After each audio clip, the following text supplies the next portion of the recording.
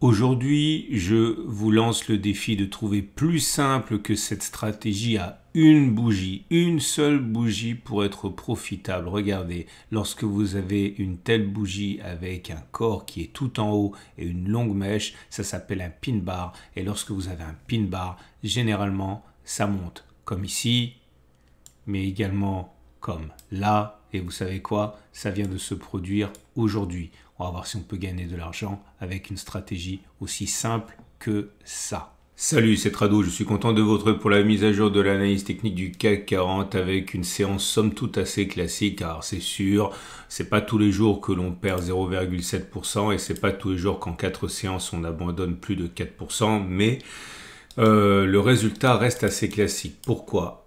Parce que on avait ici un gap. L'objectif traditionnel, c'est de prendre la distance parcourue avant le gap, de le reporter par-delà le gap. Ça a été touché.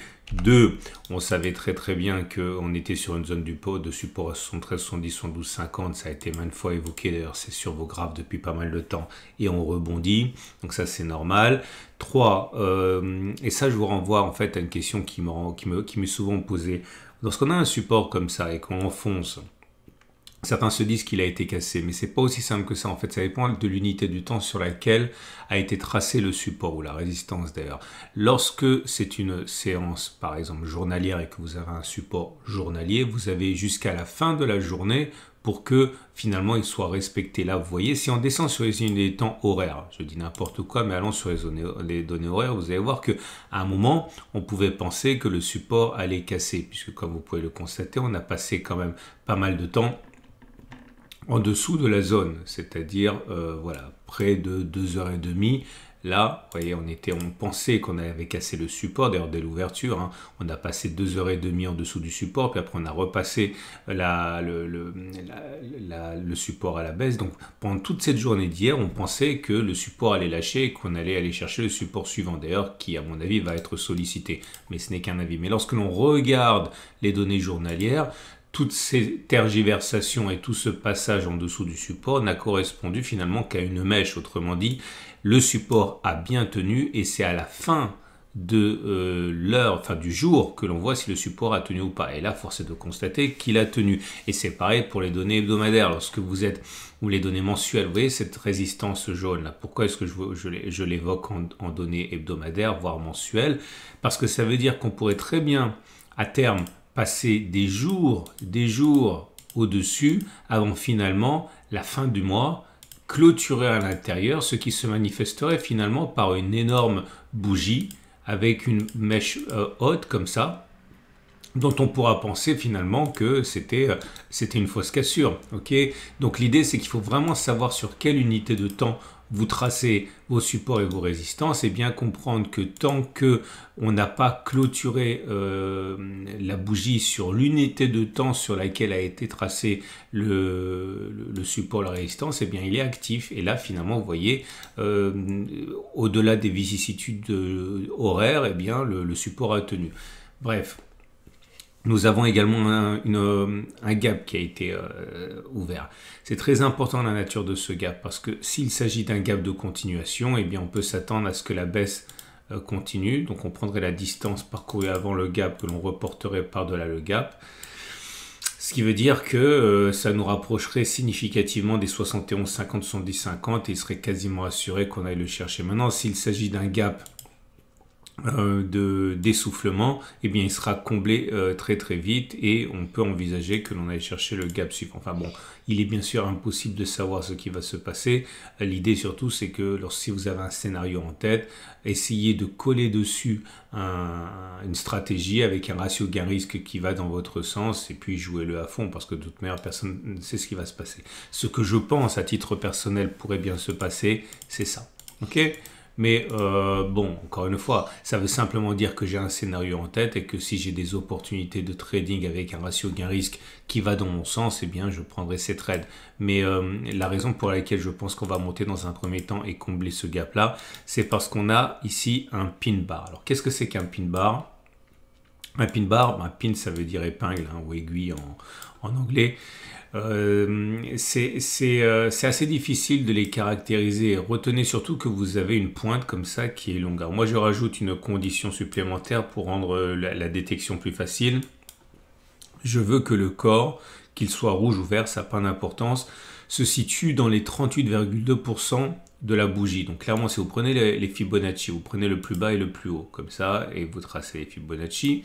Et je veux absolument que le corps ne dépasse pas les 38,2%. Bref, il est coincé en haut, le corps. Tout le corps, pas simplement la clôture. Donc il faut que tout le corps soit entre ici et là. Et c'est pas grave si il y a une mèche haute ou pas d'ailleurs, hein. Il faut que le corps soit en haut. Et donc à partir de là, nous avons un pin bar. Et j'ai regardé avec vous aujourd'hui, j'ai déjà testé cette stratégie, mais c'est l'occasion de le faire et pour vous montrer que parfois il suffit d'un rien pour avoir une stratégie qui est gagnante.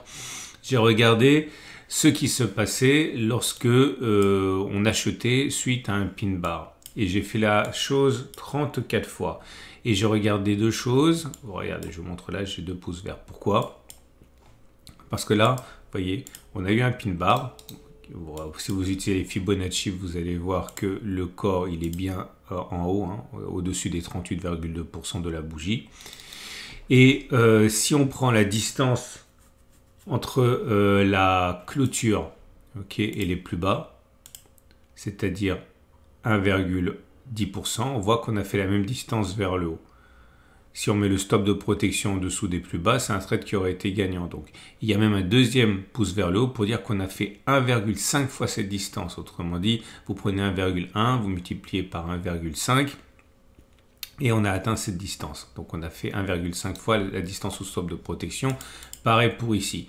Par contre, là, ça a été un double échec. J'ai oublié de mettre le pouce rouge. Ça a été un double échec parce que vous pouvez le constater, il s'agissait bien d'un pin bar. Mais quand on regarde le stop de protection, la manière dont il aurait été mis en bas de la bougie ici, on n'a pas fait cette distance 0,82 vers le haut et encore moins 1,5, 0,82 vers le haut puisqu'on a d'abord déclenché le stop de protection ici, donc ça aurait été une double perte. Voilà une stratégie excessivement simple reposant sur une seule bougie. Je fais défiler devant vous et on va voir, regarde, là par exemple j'ai un pouce vert, un pouce rouge. Pourquoi ? Parce que, est-ce qu'on a fait la distance au stop de protection? Le stop de protection, il est à 0,56. Oui, on a fait 0,77. Donc, c'est bon. Mais par contre, on n'a pas fait 0,56 fois 1,5 puisqu'on est venu déclencher in extremis à 0,57 ici le stop de protection. Donc, c'est un pouce vert et un pouce rouge. OK? Donc, comme j'ai dit, j'ai fait le test 34 fois. Et suite à ce test qui nous ramène à 2022, donc on va dire 1 an et demi en arrière, voilà les conclusions. Peut-on envisager qu'à partir de maintenant, on fasse au moins une fois la distance au stop de protection vers le haut, donc c'est-à-dire 0,64 vers le haut, ce qui nous amènerait donc à combler le gap. Vous comprenez pourquoi en fait tout le mécanisme, toute la stratégie est maintenant présente dans ma tête avec d'abord un rebond technique. La réponse est oui, ça a fonctionné comme ça 20 fois, ça a échoué 14 fois. Donc ça a fonctionné comme ça, je voulais le calculer, eh bien 59% des cas, 59% c'est pas énorme, mais bon, vous avez carrément un avantage sur l'aléatoire. Et si vous aviez par exemple pris un risque, je prends un chiffre rond, commencez pas à paniquer parce que vous ne misez pas autant. Si on prend un risque de 1000 € par trade perdant, eh bien on aurait gagné 20 fois 1000, 20 000, on aurait perdu 14 fois 1000, 14 000, donc on aurait gagné 6000. Et est-ce qu'on pouvait espérer aller chercher, donc ça veut dire que c'est rentable, Est-ce qu'on pouvait envisager d'aller chercher 1,5 fois cette distance, donc 0,63 multiplié par 1,5, ça fait 0,90 et quelques. Eh bien, sachez que ça a fonctionné comme ça 14 fois, ça a échoué 20 fois. Autrement dit, vous avez les statistiques contre vous, puisque 14 divisé par 34, ça fait 41%. Ouais, 41%.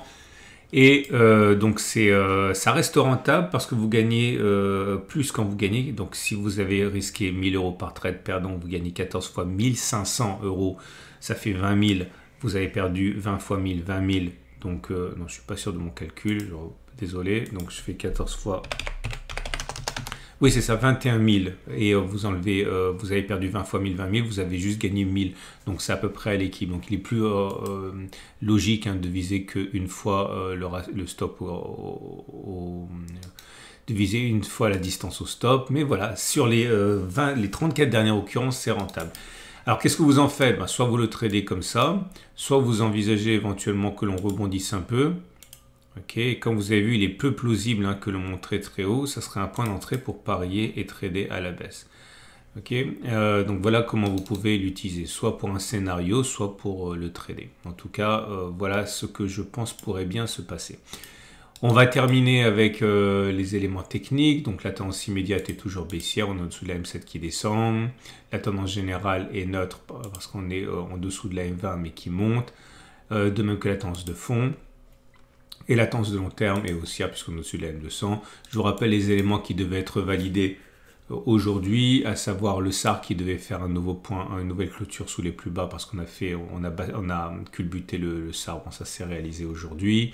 Pareil pour les PRT bands qui étaient censés faire une nouvelle, au moins une séance de baisse derrière, parce que le SAR est devenu, le PRT bands sont devenus baissiers hier. Donc tout se passe de la manière la plus classique qui soit. J'insisterai également sur deux autres éléments techniques qui délivrent un signal baissier, à savoir le MACD qui croît son signal à la baisse et la RONE également puisque le rouge passe au-dessus du bleu. On a testé ça il y a un mois, donc je ne vais pas le faire aujourd'hui. Mais sachez qu'il est plausible qu'on n'ait pas fait les plus bas, ce qui encore une fois va dans le sens d'un test des 71,50, 70,50. Tout ça n'étant bien sûr que statistique et ça n'a rien à voir avec une réalité qui va se matérialiser. Et on va donc terminer avec les trades du jour. Que pouvez-vous faire? Eh bien, c'est simple, j'ai envie de dire, si vous êtes haussier, vous pouvez utiliser le trade du pin bar. Si vous êtes baissier, vous pouvez envisager de faire ce dont j'ai parlé, à savoir attendre le petit rebond là. Aidez-vous éventuellement des Fibonacci. Vous savez très bien que les traders aiment bien utiliser les Fibonacci pour rentrer dans une tendance déjà établie quand ils pensent que ça va se matérialiser. Par exemple, pourquoi pas ne pas envisager que certains rentrent sur les 38,2% pour parier sur une continuation de la baisse. Dans ce cas, vous mettez un stop de protection, vous visez cette zone-là. Vous mettez un stop de protection, alors pas au-dessus parce que le ratio gagné ne serait pas intéressant, mais vous pouvez le faire, éventuellement en rentrant deux fois, une fois ici, une fois plus haut, ou alors un stop de protection un peu plus serré si vous voyez que la baisse commence à se mettre en place, donc au-dessus des sommets qui seront réalisés pour avoir un ratio gagné supérieur. Ça, c'est ce que j'aimerais bien faire, mais ça ne se passera pas demain, ça se passera sans doute lundi. Dernière chose, tout d'abord merci pour les gentils messages que vous mettez constamment sur mes vidéos, ça me fait très très plaisir et puis c'est bon pour moi d'avoir des commentaires, c'est clair. Deux, je vous rappelle que pour la durée des vacances, donc pour encore 3 semaines environ, parce que la formation c'est important, et bien tous les week-ends vous pouvez accéder au webinaire du cercle privé à moins 30%. Ok, n'hésitez pas, donc ça veut dire qu'au lieu de 500 €, vous allez payer 350 €. Vous avez surtout, c'est très important pour vous, regarder les commentaires qui sont faits en dessous de la vidéo de promotion de ces archives du cercle. Vous allez voir à quel point certains ont pu avoir leur trading révolutionné par un cadre clair de trade, etc. Si vous aimez les vidéos que je vous propose, sachez que ce que je vous propose dans les archives du cercle, qui regroupe 70 membres, mais c'est pas ouvert malheureusement, c'est limité à 70 et il n'y a pas de nouvelles entrées à moins que quelqu'un sorte.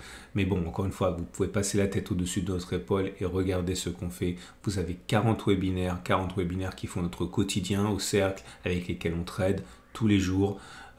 C'est vraiment à mon avis la différence qu'il y aura entre un trading qui végète, s'il végète, et puis un trading avec un nouveau souffle et éventuellement, je l'espère pour vous, un trading gagnant. Mais rien de mieux pour vous que de regarder les commentaires en dessous de la vidéo de promotion. C'est en dessous de cette vidéo aussi, il y a un lien, et puis par transparence, ça devrait être à peu près là, vous avez la vidéo avec les commentaires en dessous. Voilà.